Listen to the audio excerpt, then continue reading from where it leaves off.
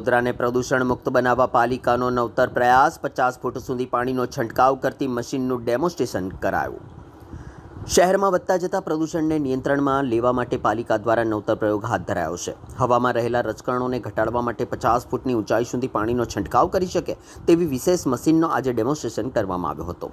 તાજેતરમાં શહેરના એક્યુઆઈમાં ઘટાડો નોંધાતા પ્રદૂષણનું પ્રમાણ વધ્યું હોવાનું સામે આવ્યું હતું, જેને ધ્યાનમાં રાખી પાલિકાના સોલિડ વેસ્ટ મેનેજમેન્ટ વિભાગ દ્વારા આ નવી ટેકનોલોજી અપનાવવાનો પ્રયાસ કરાયો છે। આ મશીન હવામાં ફેલાયેલા ધૂળના રજકણોને નીચે બેસાડવામાં મદદરૂપ થશે।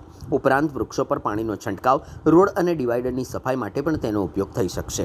આજના ડેમોન્સ્ટ્રેશન દરમિયાન deputy municipal commissioner VM Rajput, solid waste વિભાગના અધિકારી સ્વપ્નિલ શુક્લા સહિત પાલિકાના અન્ય અધિકારીઓ હાજર રહ્યા હતા। પાલિકા દ્વારા જણાવાયું હતું કે જો મશીન ઉપયોગી સાબિત થશે તો પ્રાથમિક તબક્કે આવા 4 વાહનો ખરીદવામાં આવશે અને શહેરના 4 ઝોનમાં કાર્યરત કરવામાં આવશે।